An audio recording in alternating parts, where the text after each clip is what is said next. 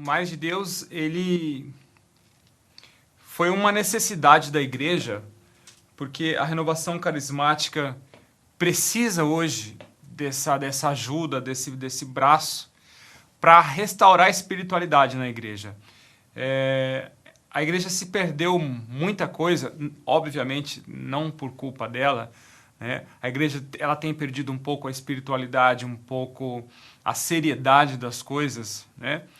E a renovação ela veio um pouco para desentulhar aquilo que sempre existiu na igreja, longe de dizer que a renovação carismática trouxe uma nova doutrina. Pelo contrário, ela pegou a confissão e valorizou a confissão, ela pegou a questão do dízimo e valorizou a questão do dízimo. Não dá para negar que os paroquianos mais fiéis hoje dentro da paróquia com relação aos mandamentos, ao dízimo, à busca da confissão da Eucaristia são aqueles que tiveram uma experiência com a renovação carismática. A verdade seja dita, né?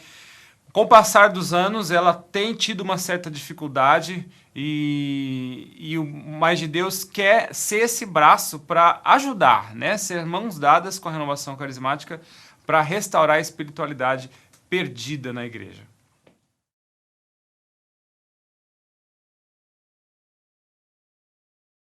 Eu não me atreveria a ir muito profundamente no assunto de Santíssima Trindade, porque Santo Agostinho ele teve um sonho que uma criança tentava colocar o mar dentro de um buraquinho na areia e ele disse para aquela criança que era um trabalho em vão, né? Pegar o mar com uma colher e encher, né? Dentro de um buraquinho na areia.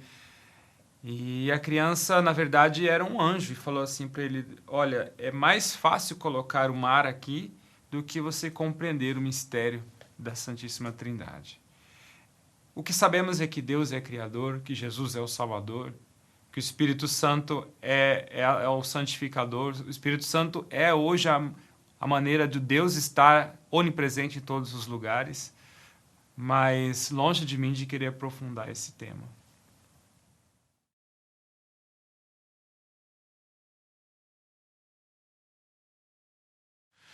Batismo no Espírito Santo é a grande identidade do Mais de Deus, também da renovação carismática, né? Mas o termo em si, batismo no Espírito Santo, já deu muito problema, que achavam que a gente pregava outro batismo, que não é que o batismo na água quando a gente é criança não é o suficiente, mas de forma alguma.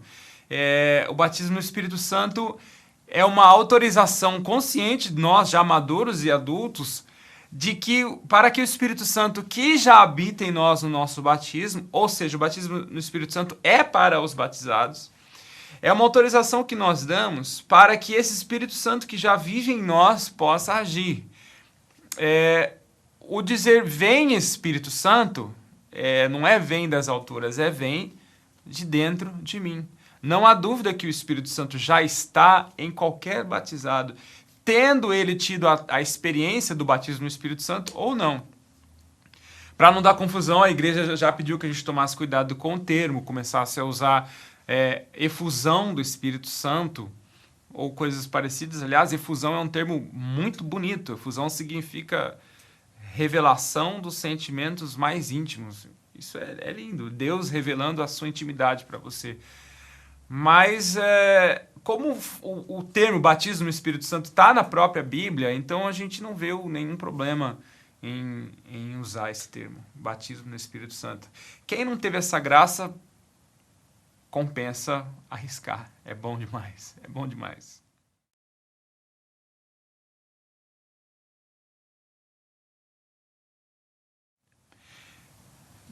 Tem uma música do Márcio Todeschini da Canção Nova que diz assim: Deus quer falar comigo nas coisas pequenas, nas coisas simples. Eu lembro que uma vez eu me enfezei com um menininho que estava pedindo esmola para mim, porque ele me pediu, eu disse não, né? Aí eu saí com o meu carro, fui para outro lugar e ali estava ele de novo. E na hora que eu abri a porta do meu carro, a minha porta raspou na bicicleta dele. E eu fiquei bravo com o menino, sabe? E depois eu me confessei, assim, porque era um menor de rua. E o padre falou assim, olha, Marcos, essa criança foi um presente que Deus te deu para que você refletisse um pouco sobre como é que você tem tratado o ser humano, em especial o mais frágil que você, né? Então veja, Deus fala conosco todos os dias. Só que a gente não capta, a gente não tem esse feeling de perceber, né? Agora, a questão de manifestações mais extraordinárias, que ouviu uma voz de fato, que viu uma pessoa vindo de branco, entrou no seu quarto de noite, esse tipo de coisa é muito raro. A igreja ela pensa 1000 vezes antes de aprovar esse tipo de manifestação em relação a Jesus, a Nossa Senhora. Não que não exista, existem, né? Mas até hoje, uma das pouquíssimas visões assim de Jesus que a igreja provou, ou minto, de Nossa Senhora que a igreja provou, foi de Fátima. É muito, sabe? Eu acho que depender dessas coisas para acreditar é falta de fé. Então aquela pessoa que ela vê as coisas tão assim, eu não diria que é uma pessoa que tem muita fé, eu diria o contrário. É o tipo de pessoa que Deus tem que mostrar muito claramente, porque ela é uma pessoa de pouca fé. Essa é a minha opinião sobre os videntes que se levantam por aí.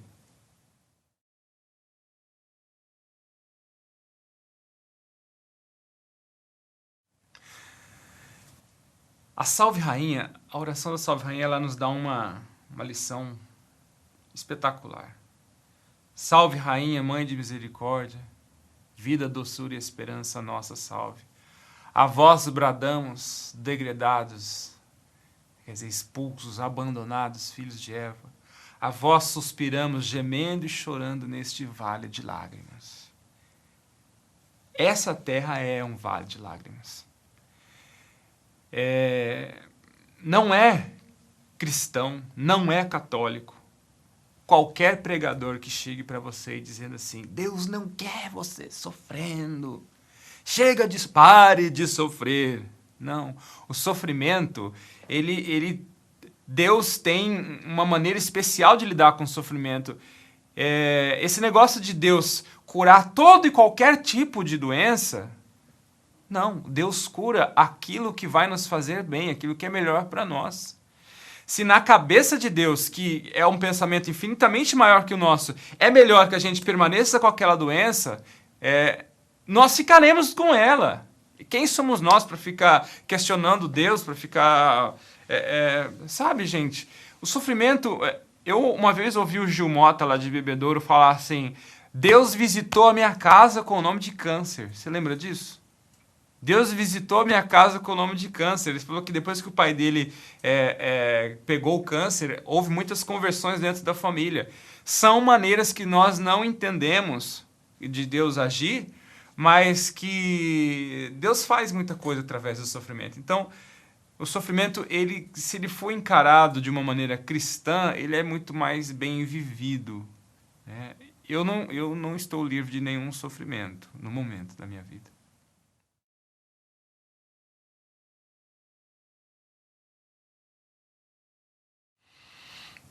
Deus ele não é contra o sofrimento, porém ele nos consola às vezes. Sabe, às vezes Deus como que ele abre as portas do céu pra gente. Isso pode ser através de uma confissão, um sacerdote. Pode ser através de uma missa que a gente decidiu rezar diferente de todas as outras da nossa vida. Deus pode nos visitar através de uma pessoa de oração, de muita oração, que venha nos visitar, que venha rezar para nós. Tem muitas maneiras de se encontrar Deus, na solidão. Faça alguma coisa de sua parte, eu diria para a pessoa que está sofrendo. Tome alguma atitude de sua parte para encontrar Deus. Deus com certeza é contra o sofrimento, mas também não quer que uma pessoa apenas sofra a vida inteira.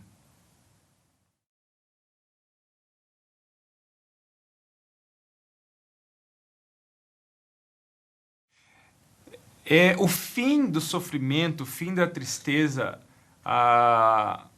o livro do Apocalipse só garante quando Jesus Cristo voltar.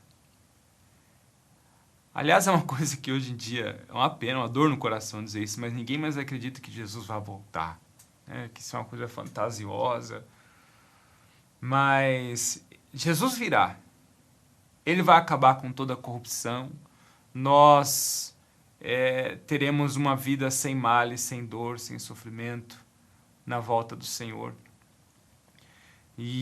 Mas enquanto estivermos aqui, é o que a Salve Rainha diz. Eia, pois, advogada nossa, esses vossos olhos misericordiosos a nós volvei, né? Neste vale de lágrimas. Enquanto Jesus não voltar, infelizmente, só aqueles que estão buscando a palavra de Deus que têm sido instrumento para diminuir o sofrimento no mundo.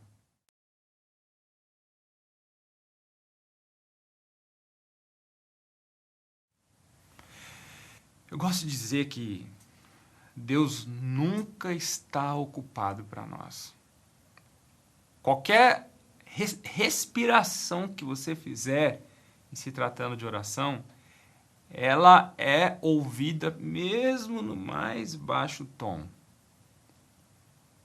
É fundamental a oração, né? Agora, eu reconheço que exista um sofrimento tal que a única oração que a pessoa consiga fazer é as lágrimas. Eu já passei por níveis de sofrimento em que você não tem forças para pegar um terço na mão. Você não tem forças para sair de casa. Eu sei níveis de sofrimento, principalmente na área psíquica, já passei por isso, em que você prefere 1000 vezes estar doente fisicamente, né? Agora, não há nenhum nível de sofrimento tão grande que te impeça de simplesmente falar assim: Jesus, vem em meu auxílio. Poucas palavras. Aquele ladrão na cruz, ele estava ao lado de Jesus. A única coisa que ele conseguia mexer era a cabeça. Ele ali na cruz mexe a cabeça, olha para Jesus do lado e diz: Jesus, lembra-te de mim quando estiveres no paraíso. E Jesus salva ele. Impressionante. Ainda hoje eu vou te tirar dessa. Ainda hoje você vai estar comigo no paraíso. Então eu digo que aquele que está sofrendo, faça a oração que você dá conta de fazer, mesmo que seja: Jesus, lembra-te de mim. A oração do ladrão perdido já, crucificado ali. Se o seu único movimento que você for capaz de fazer no momento seja virar o seu pescoço, faça isso. Olha para Jesus, vira o pescoço da sua alma. Jesus, lembra-te de mim. Lembra-te de mim. Lembra-te de mim. Tá ótimo. É o que você consegue fazer? Tá ótimo.